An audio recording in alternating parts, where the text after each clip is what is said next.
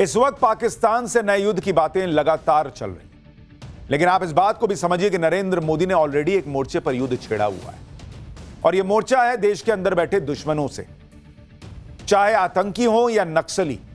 नरेंद्र मोदी दोनों के सफाए में जुटे हुए हैं। दिल्ली ब्लास्ट पर साफ साफ कहा गया कि पाताल से भी ढूंढकर मारेंगे इनको।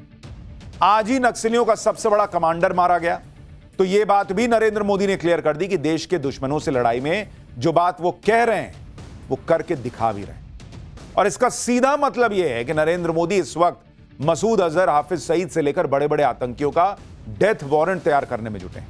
क्योंकि दिल्ली ब्लास्ट में जो नए खुलासे हो रहे हैं, जिस तरह से पाकिस्तान के इशारे पर चलने वाले आतंकी संगठनों से कड़ियां धीरे धीरे जुड़ने लगी, उसमें देर सवेर होगी लेकिन पाकिस्तान का नंबर आने वाला है। आज हम आपको दिल्ली ब्लास्ट पर बड़े खुलासे के बारे में बताएं कि कार में खुद को उड़ा लेने वाला वो जो सुसाइड बम्बर था उमर, उसका कौन सा वीडियो आ गया है जो मसूद हाफिज का डेथ वारंट बन जाएगा क्या। आज ये भी बात होगी कि दिल्ली ब्लास्ट के नए नए खुलासों के बाद नरेंद्र मोदी से घबराए मुनीर ने कैसे शहबाज से न्यूक्लियर बटन अपने हाथ में ले लिया है। लेकिन मुनीर शहबाज के साथ ऐसा क्या हो गया कि भारत ठोकने जाएगा तो पाकिस्तान लड़ नहीं पाएगा, यह भी आपको बताऊंगा। लेकिन पहले जिस तरह से देश में हलचल मची हुई है, नरेंद्र मोदी जिस बड़े मोर्चे पर लड़ाई लड़ रहे हैं उसकी एक झलक देखिए।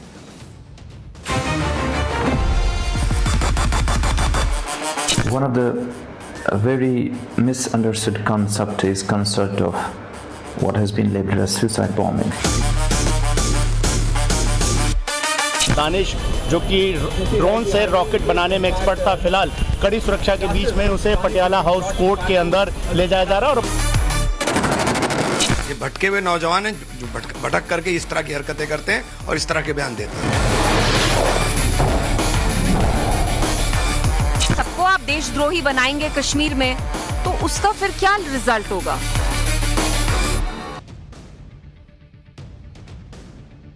देखिए, ब्लास्ट तो दिल्ली में हुआ था, लेकिन इसने पाकिस्तान को हिला रखा, क्योंकि दिल्ली ब्लास्ट में जो नए खुलासे हो रहे हैं उनसे मसूद अजहर और हाफिज सईद जैसे आतंकियों का डेथ वारंट तैयार होता जा रहा है।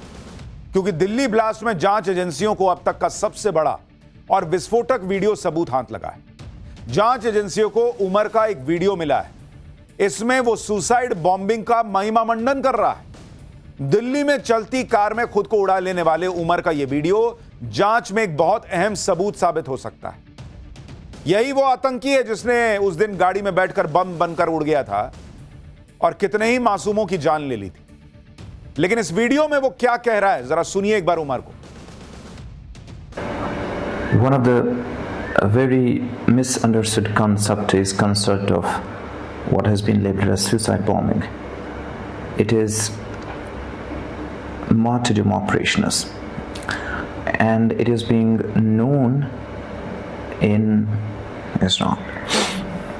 There are multiple contraindications. There are multiple arguments that have been brought against it. Martyrdom operations.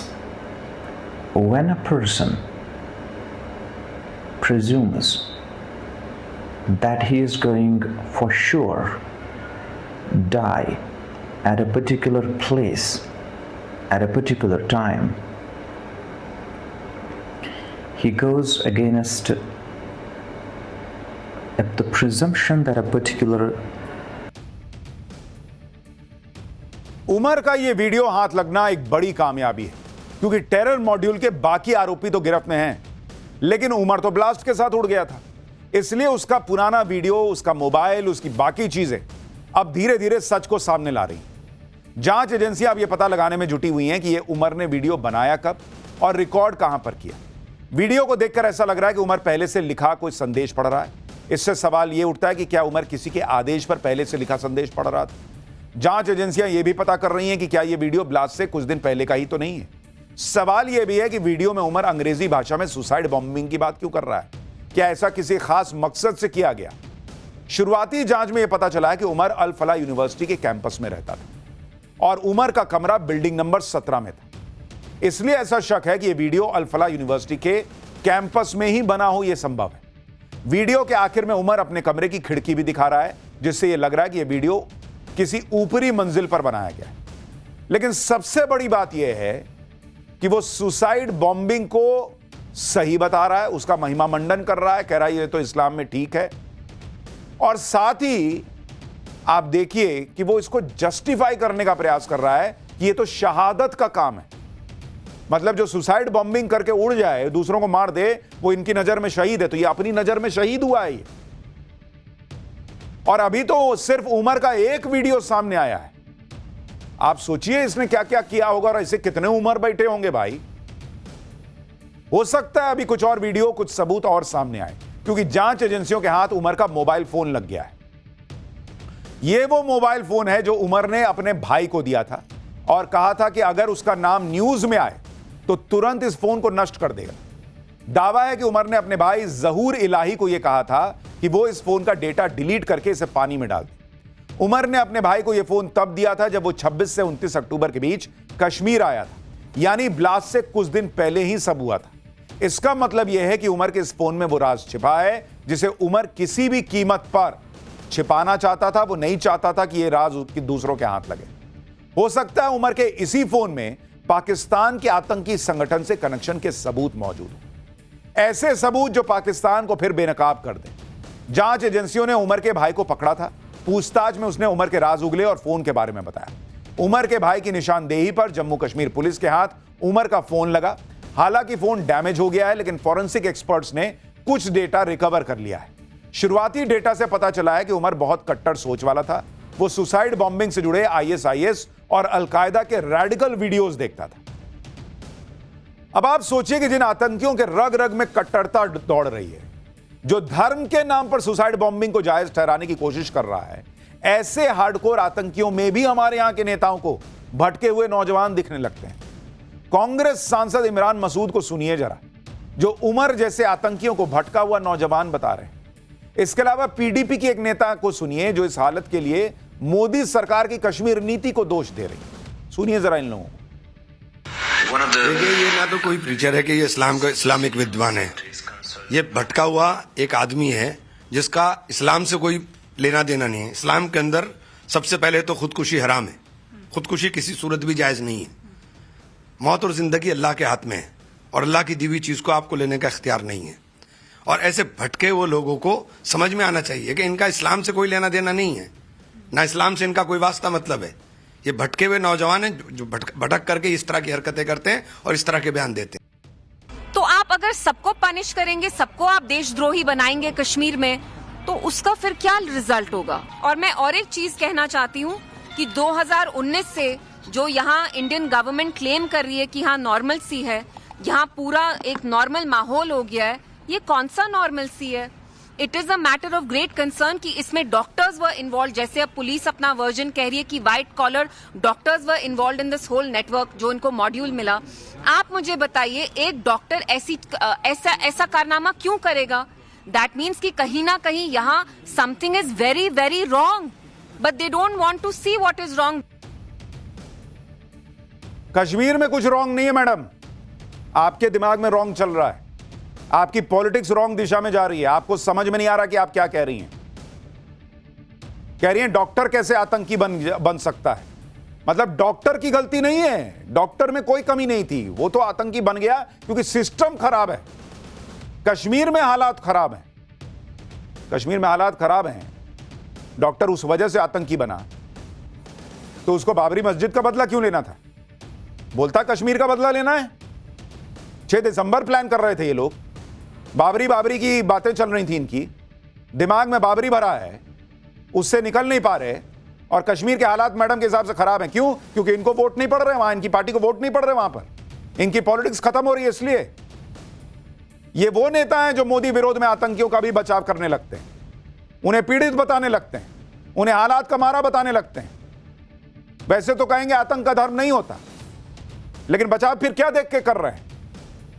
जबकि इसी देश के सिस्टम में रहते हुए इन्हें डॉक्टर बनने का मौका मिला। अंग्रेजी सुनिए इसकी, 2 कौड़ी की अंग्रेजी है, फिर भी कहीं एडमिशन मिला, कहीं जो है वो पढ़ा लिखा डॉक्टरी कर रहा था, फिर भी इसको देश में दिक्कत ही दिख रही थी। लाखों की सैलरी मिल रही थी, लेकिन देश में दिक्कत थी। इनमें से किसी की सैलरी तो 4-4 लाख रुपए महीना है, फिर भी दिक्कत है। और तो दिक्कत तुम्हारे अंदर है, देश में क्या दिक्कत है भाई? इन्हें विदेश में घूमने का मौका मिल रहा था, डॉक्टर होने का मान सम्मान मिल रहा था, लाखों के रुपए महीने कमाने वाले और इंग्लिश बोलने वाले ये डॉक्टर दबे कुचले और पीड़ित तो नहीं थे। और पीड़ित होते भी तो आतंकी बनने का लाइसेंस थोड़ी मिल जाता है। फिर भी इंडी गठबंधन के नेताओं को इन आतंकियों में भटके हुआ नौजवान दिखता है। देश के हालात में कमी है लेकिन इनमें कोई कमी नहीं। लेकिन जांच एजेंसियों को पता है कि ये भटके हुए नौजवान कितने रेडिकल थे, कितने हार्डकोर आतंकी बन चुके थे। दिल्ली ब्लास्ट में जांच एजेंसियों का पूरा फोकस उमर पर था। वो दिल्ली ब्लास्ट की सबसे अहम कड़ी है। उमर ने कार में खुद को उड़ा लिया था और जिस तरह से उमर अपने वीडियो में सुसाइड बॉम्बिंग की बात कर रहा था, उससे दिल्ली ब्लास्ट में पाकिस्तान के आतंकी संगठन जैश ए मोहम्मद का हाथ होने का शक और गहराता जा रहा है, क्योंकि सुसाइड बॉम्बिंग जैश के आतंकी हमलों का ही एक तरीका है। दूसरी बात, 28 साल का डॉक्टर उमर उसी पुलवामा का रहने वाला था जिस पुलवामा में साल 2019 में सुरक्षा बलों पर आत्मघाती हमला हुआ था। उस हमले में भी कार सवार ने खुद को धमाके से उड़ा दिया था। पुलवामा हमले में भी जैश का हाथ था और अब दिल्ली ब्लास्ट में भी उसी पैटर्न पर आतंकी ने कार में धमाके के साथ खुद को उड़ा लिया। इसके अलावा जैश ए मोहम्मद का कनेक्शन इसलिए भी पुख्ता होता जा रहा है क्योंकि जैश का पोस्टर चिपकाने की घटना की वजह से ही यह पूरा व्हाइट कॉलर टेरर मॉड्यूल बेनकाब हुआ। यह सारी थ्योरी, ये सारे सबूत जैश ए मोहम्मद की साजिश की तरफ इशारा कर रहे हैं। लेकिन नरेंद्र मोदी अभी इंतजार कर रहे हैं कि पूरा खाका खींचो, एक एक सबूत जुटाओ, इतना पुख्ता जुटाओ कि दुनिया में जब पाकिस्तान रोते हुए जाए तो वो सबूत दुनिया के मुंह पे मारेंगे। देखो इसलिए मार रहे हैं।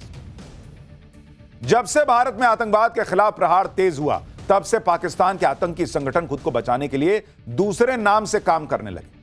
पाकिस्तान के आतंकी संगठन कुछ ऐसे संगठन क्रिएट करके गुमराह करने की कोशिश करते हैं कि लोगों को लगे कि अरे ये तो इंडिया में ही हो रहा है, इंडिया के लोग कर रहे हैं, इंडिया के संगठन कर रहे हैं। दिल्ली ब्लास्ट में कुछ ऐसा ही पैटर्न दिख रहा है। जम्मू कश्मीर पुलिस की काउंटर इंटेलिजेंस टीम जैश ए मोहम्मद और दुख्तरान मिल्लत के बीच कनेक्शन को लेकर घाटी में बड़े पैमाने पर छापेमारी कर रही है। दुख्तरान मिल्लत महिलाओं का एक कट्टरपंथी संगठन है जिसकी प्रमुख आजिया अंद्राबी टेरर फंडिंग के आरोप में जेल में है। आतंकी गतिविधियों में शामिल होने की वजह से साल 2022 में गृह मंत्रालय ने इससे बैन कर दिया था। काउंटर इंटेलिजेंस टीम ने इसी सिलसिले में कुलगाम में एक डॉक्टर उमर फारूक भट्ट और उसकी पत्नी शहजादा से पूछताछ की। सूत्रों के मुताबिक जांच एजेंसीज को शक है कि डॉक्टर की पत्नी शहजादा दुख्तरान मिल्लत को फिर से रिवाइव करने में जुटी है। ऐसी भी खबरें चल रही हैं कि डॉक्टर उमर फारूक की पत्नी को जैश ने ही दुख्तरान मिल्लत को फिर से रिवाइव करने का काम सौंपा है। यह खुलासा भी हुआ है कि डॉक्टर उमर की पत्नी शहजादा अख्तर लोकल महिलाओं को रेडिकल बनाने में जुटी हुई थी। दोनों के पास से 5 मोबाइल, 5 सिम कार्ड, एक टैबलेट और कुछ भड़काऊ सामग्री मिली है। यानी जैश ए मोहम्मद का सरगना मसूद अजहर कश्मीर में महिला आतंकियों का नेटवर्क खड़ा करने में जुटा हुआ था। मसूद अजहर का प्लान था कि वो पर्दे के पीछे छिपकर किसी और संगठन के जरिए भारत में आतंकवाद का जाल बिछाएगा और जैश का नाम नहीं आएगा। लेकिन जिस तेजी से दिल्ली ब्लास्ट की जांच चल रही है, उससे पाकिस्तान के आतंकी संगठन की पूरी साजिश सामने आने में ज्यादा दिन लगेगा नहीं बॉस। आप देखिए कि पिछले 2 दिन में जांच एजेंसियों को 2 बड़ी कामयाबी मिली। पहली सफलता, उमर का वो साथी आमिर राशिद अली पकड़ा गया है जो आतंकी हमले की साजिश में उमर को लॉजिस्टिक सपोर्ट दे रहा था, जिसने उमर को धमाके वाली कार दिलवाई थी। यह भी दावा है कि दिल्ली ब्लास्ट से पहले सबसे आखिर में उमर ने अली से ही बात की थी। दूसरा, दिल्ली ब्लास्ट में उमर का को कॉन्स्पिरेटर यानी साजिश में साथ देने वाला दानिश पकड़ा गया। दानिश की गिरफ्तारी से बड़े बड़े और हैरान करने वाले खुलासे हुए। जसीर उर्फ दानिश को लेकर एक ऐसा खुलासा हुआ है जिसने जांच एजेंसीज को भी हैरान कर दिया। दरअसल उमर की जगह कहा जा रहा कि दानिश सुसाइड बॉम्बर बनने वाला था। सूत्रों के मुताबिक सुसाइड बॉम्बिंग के लिए उमर कई महीनों से इस दानिश को तैयार कर रहा था, जिसकी फोटो आप देख रहे हैं। पिछले साल अक्टूबर में कुलगाम की एक मस्जिद में दानिश डॉक्टर टेरर मॉड्यूल से जुड़े लोगों से मिला भी था। बाद में उसे फरीदाबाद लाया गया।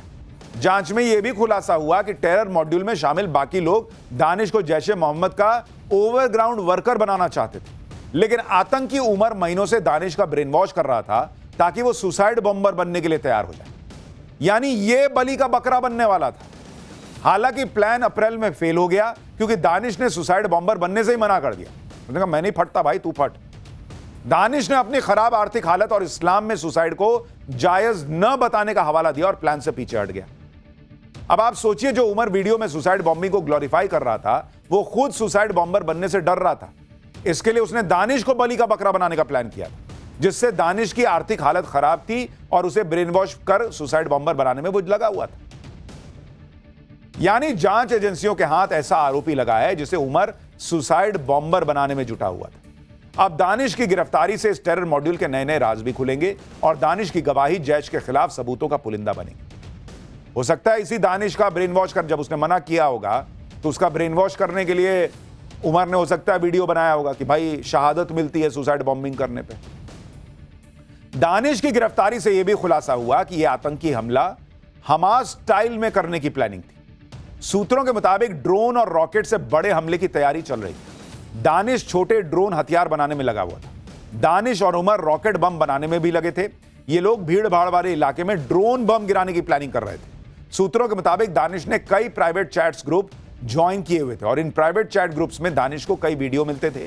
इन्हीं वीडियो से वो ड्रोन और रॉकेट की जानकारी लेता था, फिर इस जानकारी को वो उमर से साझा करता था। अब जांच एजेंसियां दानिश के सोशल मीडिया अकाउंट्स को भी खंगाल रही। यह भी पता चला है कि दानिश रूस यूक्रेन युद्ध के वीडियो देखता था। दानिश हमास इजराइल जंग के वीडियो को भी कई बार देखता था ताकि वहां से शायद सीख सके कि कैसे ड्रोन बम गिराना है। खुराफात देख रहे हैं, कूट कूट के भरा हुआ दिमाग में ये भटके हुए युवा हैं। जम्मू कश्मीर से पकड़े गए दानिश को आज एनआईए की टीम ने दिल्ली की कोर्ट में पेश किया। देखिए उस वक्त की तस्वीर। एनआईए ने कोर्ट में दानिश को आतंकी उमर का एक्टिव को कॉन्स्पिरेटर यानी सह साजिशकर्ता बताया। दानिश इस केस में एक अहम कड़ी है, इसलिए आज उसे बहुत कड़ी सुरक्षा में कोर्ट में पेश किया गया। जब दानिश को लाया गया तो कोर्ट में कैसा माहौल था, हमारे सहयोगी गौरव की एक रिपोर्ट देखिए, फिर एक ब्रेकिंग न्यूज आ रही है वो बताऊंगा आपको। ये तस्वीरें इस वक्त आप देख रहे हैं जो एनआईए ने अरेस्टिंग जम्मू कश्मीर से की है। उस वक्त दानिश जो कि ड्रोन से रॉकेट बनाने में एक्सपर्ट था, फिलहाल कड़ी सुरक्षा के बीच में उसे पटियाला हाउस कोर्ट के अंदर ले जाया जा रहा है और पूरा मफल करके चेहरा ढका हुआ। फिलहाल दिल्ली ब्लास्ट की जांच से जुड़ी एक बड़ी खबर भी आ रही है इस वक्त। आतंकी उमर नबी का एक और करीबी पकड़ा गया है। यूपी के देवबंद से एमबीबीएस स्टूडेंट को हिरासत में लिया गया है। उमर के फोन में इस स्टूडेंट का मोबाइल नंबर मिला था और उमर से इसके व्हाट्सएप चैट की बातचीत, उसकी व्हाट्सएप बातचीत की के सबूत मिले। फरीदाबाद की अल फलाह यूनिवर्सिटी का यह छात्र है और अब इसकी भी गिरफ्तारी हो गई है या उसको हिरासत में लिया गया है। जिस छात्र को हिरासत में लिया गया है उसका नाम अमजद रजा है। वो अल फलाह में एमबीबीएस का 3rd ईयर का स्टूडेंट है। यूपी के देवबंद के मोहल्ला पठानपुरा में छापेमारी के दौरान इस छात्र को कहा जा रहा है कि हिरासत में लिया गया है।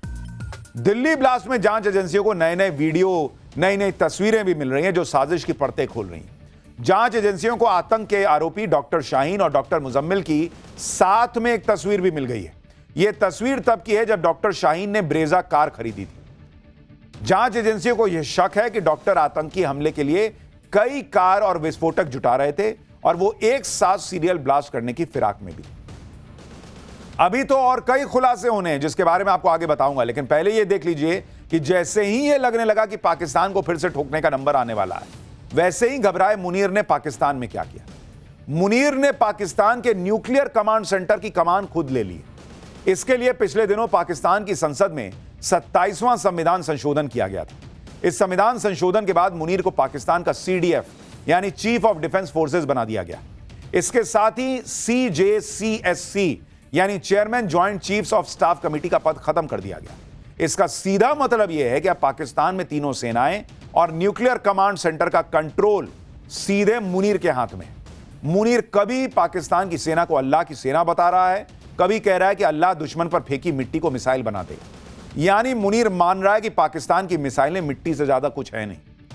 मुनीर की एक मुसीबत यह भी है कि भारत जब इस बार पाकिस्तान को ठोकेगा तो पाकिस्तान लड़ नहीं पाएगा, क्योंकि खुद उसके जो एयरबेस भारत ने मिट्टी में मिलाए थे वो अब तक ठीक नहीं हो पाए हैं। ऑपरेशन सिंदूर में भारत ने पाकिस्तान के 11 एयरबेस फोड़े थे, जिसमें पाकिस्तान का नूर खान एयरबेस भी शामिल था। नूर खान एयरबेस पाकिस्तान का सबसे अहम एयरबेस माना जाता है। यह पाकिस्तान के रावलपिंडी में और इसी एयरबेस के पास पाकिस्तान का न्यूक्लियर कमांड ऑफिस का हेडक्वार्टर SDP यानी स्ट्रेटेजिक प्लान्स डिवीजन भी है। कुल मिलाकर भारत ने पाकिस्तान के उस एयरबेस को तबाह कर दिया था जिसके पास पाकिस्तान के परमाणु हथियारों का कमांड सेंटर है। और यह हमला कितना जबरदस्त था इसका अंदाजा इसी बात से लगाया जा सकता है कि पाकिस्तान अब भी ऑपरेशन सिंदूर के दौरान तबाह एयरबेस को ठीक नहीं कर पाया है। और इसका खुलासा भारत ने नहीं बल्कि ओपन सोर्स इंटेलिजेंस नेटवर्क के एक्सपर्ट्स ने किया है। यह खुलासा सैटेलाइट की मदद से ली गई तस्वीरों के जरिए हुआ। नूर खान एयरबेस की 2 तस्वीरें शेयर की गई हैं। पहली तस्वीर में नूर खान एयरबेस पर नई फैसिलिटी बनाने का काम होता नजर आ रहा है। यह 16 अक्टूबर की है, जिसमें नूर खान एयरबेस पर बिल्डिंग का स्ट्रक्चर अधूरा नजर आ रहा है, जबकि दूसरी तस्वीर 15 नवंबर की है, जिसमें एयरबेस पर बिल्डिंग का स्ट्रक्चर नजर आने लगा है। यानी मुनीर ने एटम बम का कंट्रोल और न्यूक्लियर बटन तो अपने पास रख लिया, लेकिन जिस एयरबेस से पाकिस्तान लड़ेगा वही मिट्टी में मिला हुआ, वहां भी काम ही पूरा नहीं हुआ है। इसी तरह पाकिस्तान के उत्तरी सिंध के जैकोबाबाद एयरबेस की भी सैटेलाइट तस्वीरें शेयर की गई, जिसमें ऑपरेशन सिंदूर के दौरान भारतीय मिसाइल के टारगेट में आई हैंगर की छत को धीरे धीरे पूरी तरह तोड़ने का काम हो रहा है। पहली तस्वीर 2 अप्रैल की है, जिसमें जैकोबाबाद एयरबेस पर हैंगर की छत पूरी तरह सही सलामत नजर आ रही है। दूसरी तस्वीर 12 मई की अब आपको दिखा रहा हूं, जिसमें ऑपरेशन सिंदूर के बाद की यह तस्वीर है और इसमें एयरबेस में टारगेट किए गए हैंगर की छत को नुकसान दिखता है। अगली तस्वीर जो आप स्क्रीन पर है वो 29 सितंबर की है, जिसमें हैंगर की छत को तोड़ने का काम होता दिखता है। 14 अक्टूबर की तस्वीर में भी हैंगर की छत को पूरी तरह नहीं जोड़ा जा सका है, जबकि 8 नवंबर की तस्वीर में जैकोबाबाद एयरबेस पर हैंगर की छत को तोड़ने का काम पूरा हुआ नजर आ रहा है। अब सोचिए, जो पाकिस्तान अब तक ऑपरेशन सिंदूर में हुई पिटाई से ही नहीं उबर पाया, अभी तक एयरबेस के रिनोवेशन में ही जुटा है। ऐसे में पाकिस्तान को खुद सोचना होगा कि अगर भारत ने ऑपरेशन सिंदूर पार्ट 2 लॉन्च कर दिया तो भाई तुम तो पैसे ही खड़े नहीं हो पाए, तुम बचोगे कैसे? इधर मुनीर मिट्टी, मिसाइल और एयरबेस में उलझा है। उधर रूस की राजधानी मॉस्को में हुई एससीओ की बैठक में भारत ने एक बार फिर साफ कर दिया है कि एससीओ का गठन आतंकवाद से लड़ने के लिए हुआ था और आज ये खतरे पहले से भी ज्यादा गंभीर हो गए। दुनिया को आतंकवाद के खिलाफ जीरो टॉलरेंस दिखाना ही होगा। आतंकवाद के मामले में कोई बहाना, किसी तरह का टाल मटोल या उसे छुपाने की कोशिश बर्दाश्त नहीं की जाएगी। आतंक के खिलाफ कार्रवाई करने का भारत को पूरा अधिकार है और वो अपने लोगों की रक्षा के लिए इस अधिकार का इस्तेमाल जरूर करेगा। It is imperative that the world displays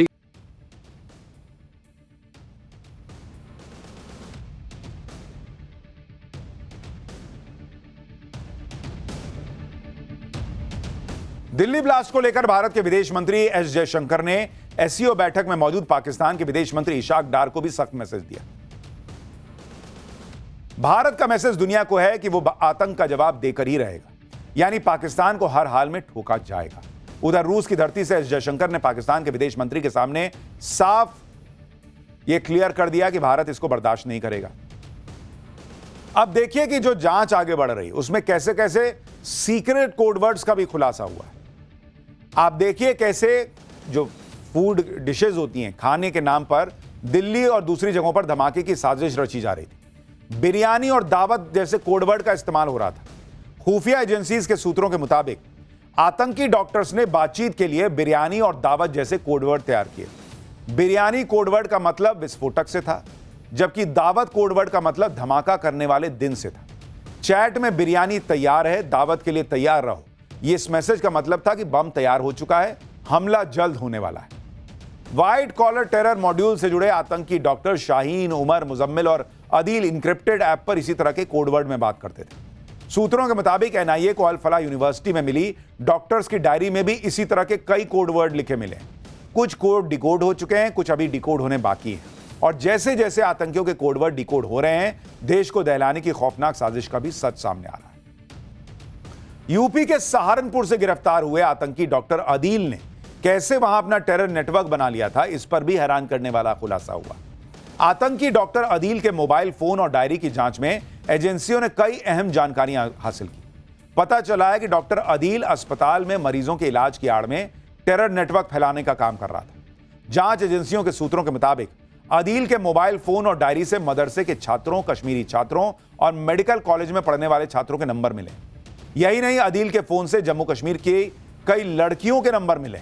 जांच एजेंसीज को शक है कि आतंकी डॉक्टर अदील न सिर्फ व्हाइट कॉलर टेरर मॉड्यूल के लिए लॉजिस्टिक्स और फाइनेंस का काम देखता था, बल्कि छात्रों और युवाओं का ब्रेन वॉश करके टेरर नेटवर्क को फैला रहा था। शुरुआती जांच में इस बात के भी सबूत मिले हैं कि डॉक्टर अदील हनी ट्रैप के लिए जम्मू कश्मीर की लड़कियों का इस्तेमाल करता था और हनी ट्रैप के जरिए साथी डॉक्टर्स और युवाओं को अपने टेरर के जाल में फंसाता था। सूत्रों के मुताबिक डॉक्टर अदील की डायरी से कम 25 मोबाइल नंबर मिले हैं। इनमें से ज्यादातर सहारनपुर में पढ़ने वाली कश्मीरी छात्रों के। व्हाइट कॉलर टेरर मॉड्यूल के टारगेट में भगवान राम की नगरी अयोध्या भी थी। इस बात का खुलासा हुआ है कि व्हाइट कॉलर टेरर मॉड्यूल की मास्टरमाइंड मानी जा रही डॉक्टर शाहीन का भाई डॉक्टर परवेज अयोध्या में रेकी कर चुका था। जांच एजेंसियों के सूत्रों के मुताबिक आतंकी डॉक्टर परवेज ने अयोध्या के एक अस्पताल में इंटर्नशिप की थी। साल 2010 में परवेज ने अयोध्या के अस्पताल में काम भी किया था। आतंकी डॉक्टर परवेज के अयोध्या कनेक्शन का खुलासा होने के बाद जल्दी ही एनआईए की टीम अयोध्या जा सकती है, जहां परवेज के साथ काम कर चुके लोग या उसके साथ रह रहे लोगों से भी पूछताछ की जाएगी। यानी एक तरफ दिल्ली ब्लास्ट की साजिश में बड़े बड़े खुलासे हो रहे हैं, अस्पतालों से सलाखों के पीछे पहुंचे डॉक्टर्स का भी बड़ा एक्शन उन पर भी बड़ा एक्शन हो रहा है। यूपी स्टेट मेडिकल काउंसिल ने आतंकी डॉक्टर शाहीन और अदील का मेडिकल रजिस्ट्रेशन रद्द कर दिया है। अब ये दोनों कभी मेडिकल प्रैक्टिस कर नहीं पाएंगे। क्या ही करेंगे, अब तो जेल ही में रहेंगे मेरे ख्याल से। इंडियन मेडिकल काउंसिल की सिफारिश पर यह कार्रवाई की गई है। आईएमसी ने सभी स्टेट मेडिकल काउंसिल को साफ निर्देश दिया है कि अगर किसी डॉक्टर के खिलाफ टेरर एक्टिविटीज में शामिल होने के सबूत मिलते हैं तो तत्काल प्रभाव से उसका रजिस्ट्रेशन कैंसिल कर दीजिए। इस व्हाइट कॉलर टेरर मॉड्यूल का खुलासा होने के बाद फरीदाबाद के अल-फलाह यूनिवर्सिटी भी जांच एजेंसियों के रडार पर लगातार है, क्योंकि इसी के अंदर बैठकर आरोप लग रहा है कि पूरी साजिश रची गई। आज ईडी की टीम ने अल-फलाह यूनिवर्सिटी से जुड़े ठिकानों में एक साथ छापेमारी की। यह कार्रवाई मनी लॉन्ड्रिंग एक्ट के तहत की गई। ईडी इस बात की पड़ताल में जुट गई है कि कहीं अल-फलाह यूनिवर्सिटी को टेरर फंडिंग तो नहीं मिल रही थी, जिसके लिए आज ओखला में अल-फलाह ट्रस्ट के मुख्यालय, इससे जुड़ी 9 कंपनियों, फरीदाबाद में यूनिवर्सिटी के कैंपस और इसके संचालकों के 25 ठिकानों पर एक साथ छापेमारी शुरू की है। सूत्रों के मुताबिक छापेमारी के दौरान ईडी अब तक कई दस्तावेज, बैंक खातों की डिटेल, लैपटॉप और मोबाइल फोन समेत कई डिजिटल डिवाइस जब्त कर चुकी है। इस वक्त एक और बड़ी खबर आ रही है, अल-फलाह यूनिवर्सिटी का फाउंडर गिरफ्तार हो गया है। ईडी ने फाउंडर जवाद सिद्दीकी को गिरफ्तार कर लिया है और इस अल-फलाह यूनिवर्सिटी को लेकर तमाम सवाल खड़े हो ही रहे थे।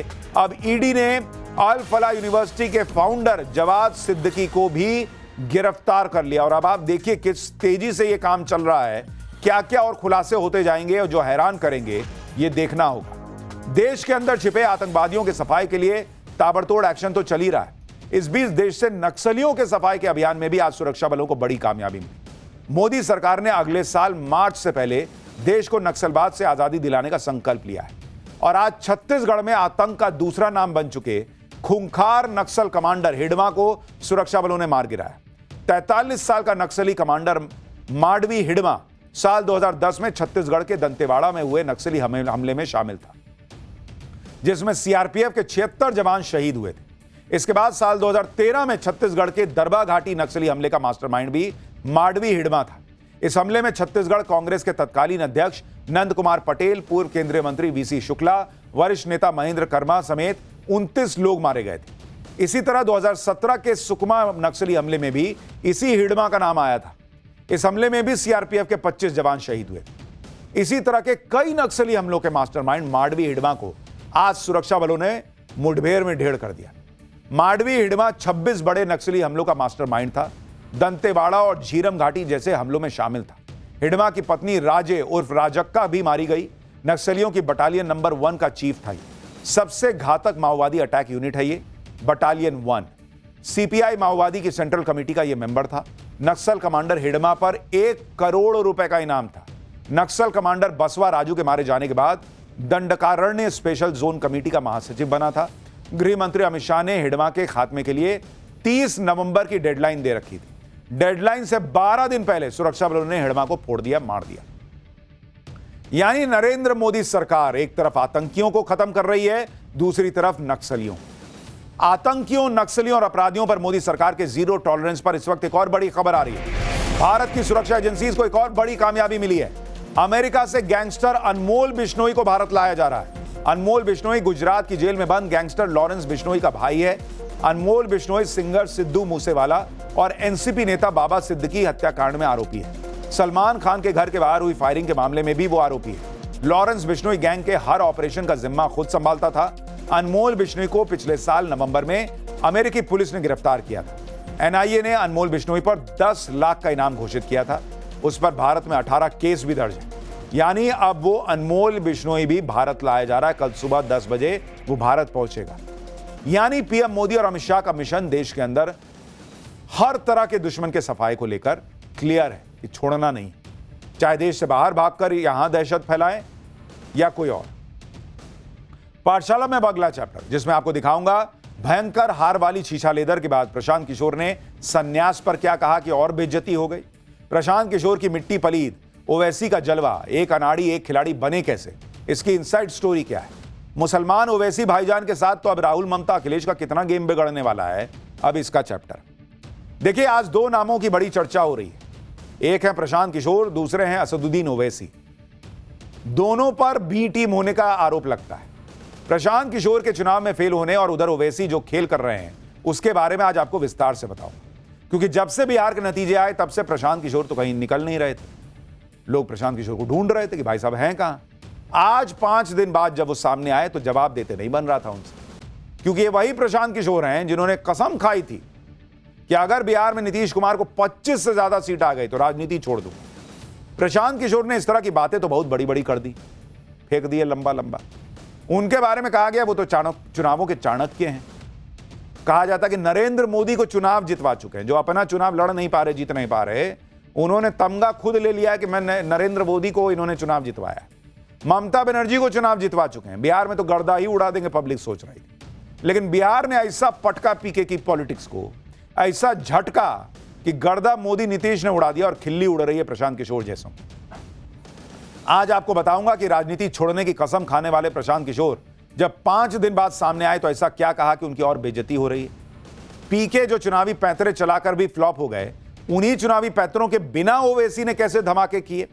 बिहार में जबरदस्त कामयाबी के बाद ओवैसी अब कहां कहां माहौल बना रहे हैं और किस किस को डैमेज करेंगे, ये सब आज आपको दिखाऊंगा। लेकिन पहले एक ट्रेलर देखिए।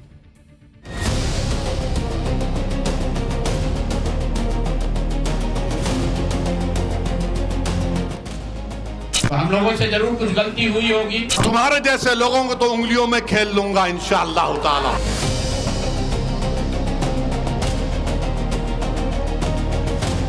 आपने कहा था कि 25 से ज्यादा आएगा तो आप संन्यास ले लें। तो भैया किस पद पर हैं जिससे मैं इस्तीफा दे दूं? 25 सीट की बात है, बिल्कुल 25 सीट से ज्यादा नीतीश कुमार को ना आना चाहिए था, ना आता।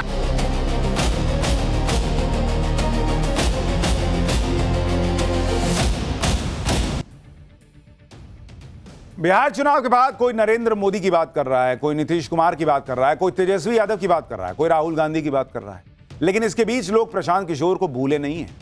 लोग प्रशांत किशोर को खोज रहे थे, क्योंकि ये प्रशांत किशोर ही थे जिन्होंने बिहार चुनाव पर बड़े बड़े दावे ठोक दिए थे। कहा था कि नीतीश कुमार को 25 सीट भी नहीं आएगी, अगर नीतीश कुमार को 25 सीट से ज्यादा आ गई तो मैं राजनीति से संन्यास ले लूंगा। प्रशांत किशोर ने यह बात एक बार नहीं कई बार कही।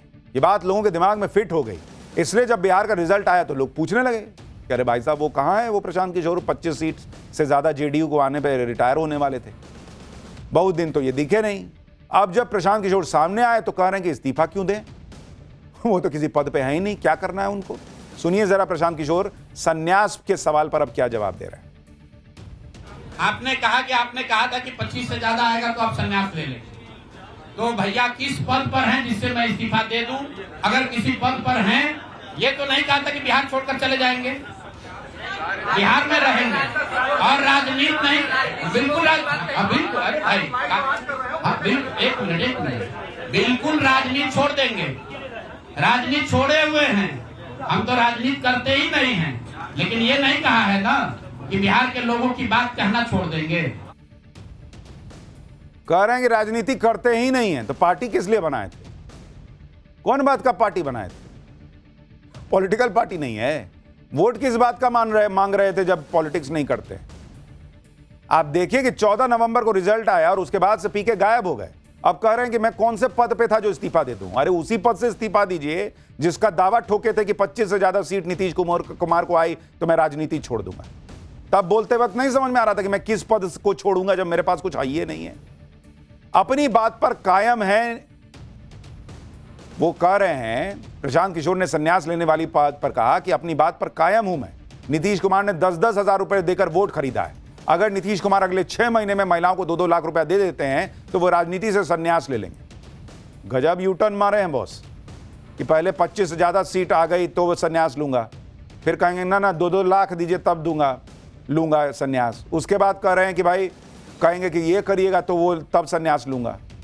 प्रशांत किशोर जब 25 सीटों की भविष्यवाणी कर रहे थे तब तक तो बिहार में 10,000 रुपए वाली स्कीम लागू हो चुकी थी।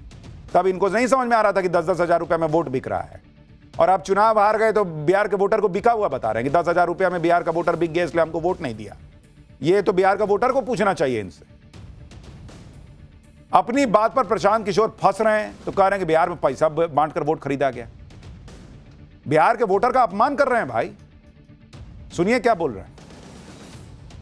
कई लोगों का सवाल है नीतीश कुमार को 25 सीट आने की बात है, तो मैं आपके सामने घोषणा कर रहा हूं कि जो 25 सीट हमने बात कही थी उस पर बिल्कुल कायम है। अगर नीतीश कुमार ने उनकी सरकार में ये वोट खरीदा नहीं है, इनको 2-2 लाख रुपए दे दे, मैं बिल्कुल राजनीति से संन्यास ले लूंगा, उसमें कहीं कोई दिक्कत नहीं है। आपका अगर ये सवाल है कि 25 सीट की बात है, बिल्कुल 25 सीट से ज्यादा नीतीश कुमार को ना आना चाहिए था, ना आता। एक ही फैक्टर है, ये पैसा बांटकर जो वोट आपने खरीदा है, खरीदने का आप पर इल्जाम है।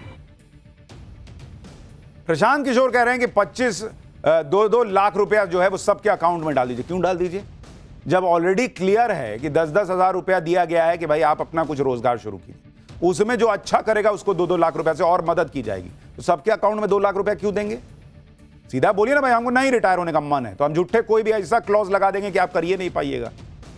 और अब कह रहे हैं कि मैं संन्यास ले लूंगा। अभी कह रहे थे कि मैं तो पॉलिटिक्स करता ही नहीं हूं, संन्यास किस चीज से लूं?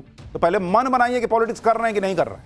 संन्यास लेंगे तो काहे से लेंगे? क्योंकि फिर मान लीजिए वो हो जाएगा तो कहेंगे कि मेरे पास तो कोई पद ही नहीं है, मैं इस्तीफा किस चीज से दूं?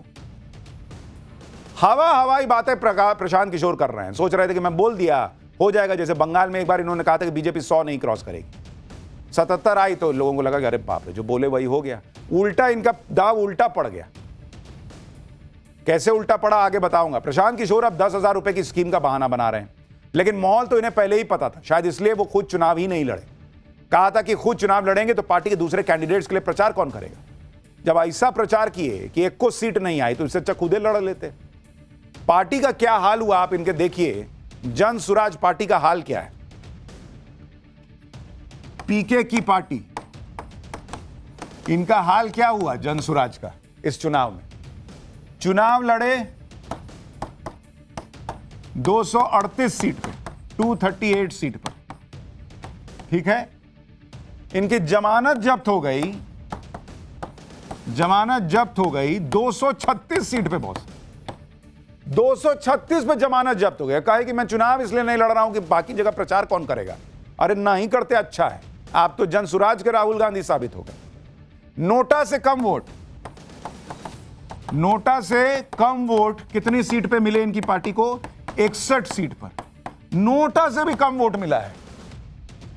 और 3rd और 4th पोजीशन पर कितनी सीट पर रहे? 122 सीट पर ये तीसरे या चौथे नंबर पर है। प्रशांत किशोर पहले तो बातें ऐसी कर रहे थे जैसे चुनाव में को उनसे अच्छा कोई समझता नहीं, बिहार को उनसे अच्छा कोई समझ नहीं सकता। लेकिन ब्लंडर तो खुद कर दिए जब उन्होंने ये चैलेंज दिया कि भाई नीतीश कुमार को 25 से ज्यादा सीट नहीं आएगी वरना मैं संन्यास ले लूंगा। तो उन्होंने नीतीश कुमार का कार्डर, उनका वोटर दोनों मोबिलाइज कर दिया। कार्डर वोटर बाहर आ गया कि अरे मेरे नेता को लग रहा है सीट नहीं आ रही है, और भर भर के निकला वोट देने के लिए। तो उन्होंने और अपना नुकसान कर लिया। यही इनकी राजनीतिक समझ है। अब नतीजों के बाद प्रशांत किशोर मानने की गलती हो गई। सुनिए प्रशांत किशोर को। हम लोग बिहार आज से 3.5 साल पहले व्यवस्था परिवर्तन के संकल्प से आए थे। एक ईमानदार प्रयास किया है और उसमें बिल्कुल सफलता नहीं मिली, ये मानने में कोई गुरेज नहीं है। व्यवस्था परिवर्तन की बात तो छोड़िए, सत्ता परिवर्तन भी हम लोग नहीं करा सके। तो हम लोगों से जरूर कुछ गलती हुई होगी। हम लोग के प्रयास में, हम लोग के सोच में, हम लोग के बताने के तरीके में जरूर कुछ गलती रही होगी कि जनता ने हम लोग को नहीं चुना है। प्रशांत किशोर ने अपनी सियासी मार्केटिंग शानदार इलेक्शन मैनेजर के तौर पर की। पीके ने कई पार्टियों के लिए इलेक्शन स्ट्रेटजी बनाई और उसमें सफलता भी मिली। लेकिन पीके ये भूल गए कि जिन नेताओं को अपनी रणनीति की मदद से जितवाया उन्होंने दावा किया वो सारे नेता पहले से स्थापित थे। पीके होते ना होते वो नेता चुनाव जरूर जीतते। मतलब अगर आप कायदे से देखिए तो प्रशांत किशोर का सबसे बड़ा टैलेंट ये है कि वो जीत रहे आदमी को यकीन दिला देते हैं कि मेरे गाड़ी पर नहीं बैठे तो हार जाओगे। मेरे से मदद नहीं लिए तो हार जाओगे। ये उनका टैलेंट है सबसे बड़ा। आप देखिए, प्रशांत किशोर ने 2012 में गुजरात में बीजेपी के लिए रणनीति बनाई। गुजरात में नरेंद्र मोदी पहले से मुख्यमंत्री थे, गुजरात मॉडल का डंका देश में बज रहा था, लेकिन ऐसा माहौल बना दिया जैसे मोदी को उन्होंने जिताया। फिर 2014 के लोकसभा चुनाव में बीजेपी के लिए रणनीति बनाई। उससे उस समय नरेंद्र मोदी की लोकप्रियता शिखर पे थी, यूपीए को लेकर भयंकर नाराजगी थी, लोग नरेंद्र मोदी को विकल्प देख रहे थे। ऐसा लगता है जैसे इन्होंने ना किया होता तो नरेंद्र मोदी ना जीतते। भाई उसके बाद तो आप नहीं किए, तो मोदी 2014 के बाद भी पीएम बन न गए 19 में 24 में, लेकिन अब माहौल ऐसा है कि जैसे इन्होंने नरेंद्र मोदी को जिता दिया। फिर 2015 में बिहार में महागठबंधन के लिए रणनीति बनाई। नीतीश कुमार भी पहले से मुख्यमंत्री थे। जब उसके 10 साल बाद एंटी इनकम्बेंसी नहीं है तो 2015 में क्या ही रही होगी। तो उस वक्त भी माहौल ऐसा बना है जैसे नीतीश कुमार को यही जिता दिए। दूसरा, बिहार की पब्लिक इनसे पूछे कि जब 2015 में नीतीश कुमार का काम इनको ठीक लग रहा था तो 25 में क्यों कह रहे हैं कि खराब काम किए हैं। और ये तो 2018 में मेरे ख्याल से उसी के आसपास जेडीयू में चले गए थे। तो नीतीश कुमार इतना खराब काम कर रहे थे तो 2 साल 1.5 साल उनकी पार्टी में उपाध्यक्ष बन के क्या कर रहे थे। 2017 में पंजाब में कांग्रेस के लिए रणनीति बनाई। कैप्टन अमरिंदर सिंह भी जाने माने नेता थे, उस वक्त अमरिंदर सिंह के लिए गजब का माहौल था। 2020 में दिल्ली में केजरीवाल के लिए रणनीति बनाई। केजरीवाल भी पहले से मुख्यमंत्री थे, उस वक्त बीजेपी और कमजोर थी, कोई उन केजरीवाल से टक्कर लेने वाला नहीं था। तब तक शीश महल का कांड भी नहीं हुआ था। 2021 में तमिलनाडु में स्टालिन के लिए रणनीति बनाई। स्टालिन पूर्व सीएम करुणानिधि के बेटे हैं, स्थापित नेता हैं। 2021 में ही पीके ने बंगाल में ममता बनर्जी के लिए काम किया। ममता बनर्जी को वहां कोई जो है हिला नहीं पा रहा इतने साल से, लेकिन माहौल ऐसा बनाया कि जैसे यही ममता बनर्जी को जिता दी। ये नहीं बताया कि इनके रणनीतिकार रहते हुए बीजेपी की सीट 3 से 77 हो गई। यानी जीत रहे नेता के लिए चुनाव मैनेजमेंट करके उसे जिता देना, यह प्रशांत किशोर की खासियत है। लेकिन इसमें भी पावर लगता है कि जो जीत रहा है उसको कन्विंस करना कि हार जाओगे। टैलेंट है बॉस। अगर हारे हुए नेता को पीके जिताते तो कहा जाता कि उन्होंने कुछ बड़ा करके दिखाया है। यही वजह है कि जब खुद चुनाव लड़े तो सारा इलेक्शन मैनेजमेंट धरा का धरा रह गया। और जब भाई कह रहे हैं कि हम बहुत बड़े चुनाव का मैनेजमेंट देखने वाले हैं, 2017 में राहुल गांधी और अखिलेश यादव का कैंपेन छुए थे, आधे में छोड़ के भाग गए थे। काहे ने राहुल गांधी को जिता के दिखा पाए। लेकिन मैनेजमेंट है बॉस। मैं बहुत अद्भुत हूं। प्रशांत किशोर तो बिहार में फेल हो गए, लेकिन उधर आप ओवैसी को देखिए। ओवैसी ने बिहार में गजब धमाका किया। आगे क्या खेल करने वाले हैं इसके बारे में बताऊंगा, लेकिन ओवैसी ने बिहार में शानदार प्रदर्शन किया। ओवैसी को बिहार में सारे नेता खारिज कर रहे थे, लेकिन ओवैसी ने बिहार की 5 सीटों पर जीत हासिल की। बिहार में धमाका करने के बाद ओवैसी ने अब असम पर फोकस कर दिया है। खबर है कि ओवैसी की पार्टी असम में चुनाव लड़ने की तैयारी कर रही है। असम की AIUDF ने ओवैसी से गठबंधन का प्रस्ताव दिया है। बदरुद्दीन अजमल की AIUDF का मुस्लिम सीटों पर प्रभाव है। यानी बिहार में धमाकेदार प्रदर्शन के बाद ओवैसी की डिमांड बढ़ गई है। असम के बदरुद्दीन अजमल जैसे नेता गठबंधन का प्रस्ताव दे रहे हैं और यह कांग्रेस के लिए मुश्किल खड़ी कर सकता है। असम में ओवैसी क्यों बड़ा फैक्टर हो सकते हैं वो भी आपको बताता हूं। असम में 2011 की जनगणना के मुताबिक करीब 35% आबादी मुस्लिम है। असम की कुल 126 सीटों में से 33 सीटों पर मुस्लिम आबादी हिंदुओं से भी ज्यादा है। 2021 के AIUDF और कांग्रेस के गठबंधन ने चुनाव लड़ा। कांग्रेस AIUDF वाले गठबंधन को असम में कुल 81% मुसलमानों का वोट मिला। उसके बाद भी गठबंधन को 126 में 50 सीटें ही मिल पाई। अगर इस बार ओवैसी की पार्टी असम में चुनाव लड़ती है तो इससे कांग्रेस की मुश्किल और बढ़ जाएगी, क्योंकि 2021 में 95 सीट पर चुनाव लड़ी थी कांग्रेस और मात्र 29 जीत पाई थी, जबकि 2021 में AIUDF ने 20 सीट पर चुनाव लड़ा था और 16 सीट जीती थी। इसी वजह से AIUDF इस बार ओवैसी की पार्टी को गठबंधन का प्रस्ताव दे रही है। यानी अगर ओवैसी उतर गए असम चुनाव में तो राहुल गांधी के हार की सेंचुरी के लिए एक और रन बन जाएगा। लेकिन वो तो आगे की बात है, देखिए क्या होता है। राहुल गांधी के लिए ओवैसी खतरा है, ओवैसी के लिए अखिलेश के लिए है, ममता के लिए बंगाल में है, ये तो वक्त तय करेगा। लेकिन देश के लिए एक बड़ा खतरा सामने आ गया। अब उसके बारे में आपको बताता हूं। न सेना प्रमुख को छोड़ा, न खान सर को छोड़ा। वो घातक हथियार कौन सा जो पीएम मोदी का सबसे बड़ा चैलेंज बन गया है। इंसान को शेर उठाकर ले गया, फिर शेर खुद सही सलामत छोड़ गया। वो वायरल वीडियो जो महा खतरे की घंटी बजा रहा है, अब इसका चैप्टर देखिए। आर्टिफिशियल इंटेलिजेंस यानी AI की बात आजकल सब करते हैं, लेकिन AI का इस्तेमाल कैसे हो रहा है इसे आप देखेंगे तो हैरान रह जाएंगे। अलग लेवल पर खतरा बढ़ता जा रहा है। AI की मदद से ऐसे डीप फेक वीडियो बन रहे हैं कि आप बता नहीं सकते कि सच क्या है, झूठ क्या है। यहां तक कि ना सेना प्रमुख को ये एआई वीडियो छोड़ रहे हैं, ना बिहार के मशहूर खान सर को छोड़ रहे हैं। एआई के जरिए ऐसे ऐसे कारनामे हो रहे हैं जो किसी दिन बड़ा कांड करवा देंगे। एआई का सबसे ज्यादा इस्तेमाल वीडियो बनाने के लिए हो रहा है, लेकिन एआई की क्रिएटिविटी गलत जगह इस्तेमाल हो रही है। सोशल मीडिया पर एआई जनरेटेड ऐसे ऐसे फेक वीडियो आ गए हैं जिन्हें देखने के बाद कोई भी हैरान और परेशान हो सकता है। एआई से जंगली जानवरों के अटैक के सबसे ज्यादा फेक वीडियो बन रहे हैं, क्योंकि हर कोई जंगली जानवरों के ऐसे अटैक देखकर चौंक जाता है। टाइगर के अटैक का फेक वीडियो आने के बाद तो वन विभाग को सफाई देनी पड़ी। कुछ लोग सोशल मीडिया पर अपने लाइक और शेयर बढ़ाने के लिए एक्सीडेंट के फेक वीडियो वायरल कर रहे हैं। ऐसे वीडियो देखने के बाद गलत खबरें तो फैलती हैं, लोगों में डर का माहौल बन जाता है। आज आपको एआई का गलत इस्तेमाल कितने खतरनाक स्तर पर पहुंच गया दिखाने जा रहा हूं। ऑपरेशन सिंदूर में भारतीय सेना ने ऐसा दम दिखाया कि भाई दुश्मनों का दम निकल गया। लेकिन आप देखिए कैसे एआई का इस्तेमाल करके, डीप फेक का इस्तेमाल करके वहां भी एजेंडा चलाया जा रहा है। पिछले दिनों भारतीय chief of defence staff general Anil Chauhan का एक वीडियो सोशल मीडिया पर ट्रेंड करने लगा, जिसे देखने के बाद तो लोग हैरान रह गए, क्योंकि वीडियो में सीडीएस अनिल चौहान कहते सुनाई दे रहे थे कि भारतीय सेना से गैर हिंदुओं को हटाने के लिए धर्म युद्ध करेंगे। जब इस वीडियो की पड़ताल की गई तो ओरिजिनल वीडियो भी मिल गया। आप देखिए एआई वीडियो की मदद से कैसे सेना को बदनाम किया जा रहा था। That is why I gave the suggestion that 50% of the non-caste Hindus should be removed by 2028. Indian Army needs to be Shuddh for this upcoming Dharm Yudh against Pakistan.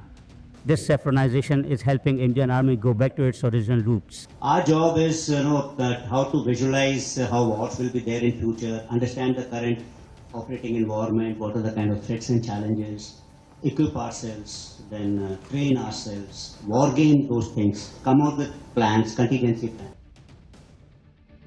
देख रहे हैं आप, दोनों वीडियो में एक शब्द मैच नहीं हो रहा। ओरिजिनल वीडियो में सीडीएस कह रहे हैं कि भाई हमको अपनी तैयारी रखनी है, अपने आप को तैयार करना है। फेक वीडियो में गैर हिंदुओं को हटाना है, धर्म युद्ध लड़ना है, ऐसा बना दिया गया। अब भाई आप किस किस को बताते रहिएगा कि फेक वीडियो। इसी तरह से खान सर का भी डीप फेक वीडियो सामने आ गया, जिसमें खान सर कहते सुनाई दे रहे हैं कि बिहार चुनाव वोट चोरी हुई। लेकिन जब उसका ओरिजिनल वीडियो सामने आया तो लोगों की आंखों के सामने से पर्दा हट गया। खान सर का डीप फेक वीडियो और ओरिजिनल वीडियो दोनों एक साथ देखिए। कहां तो वीडियो में खान सर से सवाल हो रहा है इंफ्रास्ट्रक्चर पे, और कहां वीडियो बना दिया गया उन्हीं की सेम आवाज में कि वोट चोरी हुई है। अब पब्लिक तो सोचेगी कि खान सर भी कह रहे हैं देखो वोट चोरी हुई है। ये एआई का खतरा बढ़ता जा रहा है और अलग लेवल पे चीजें जा रही भाई। सोशल मीडिया पर ऐसे वीडियो की भरमार है। लेकिन पिछले दिनों टाइगर के हमले का जो वीडियो आया, उसके बाद तो हड़कंप मच गया।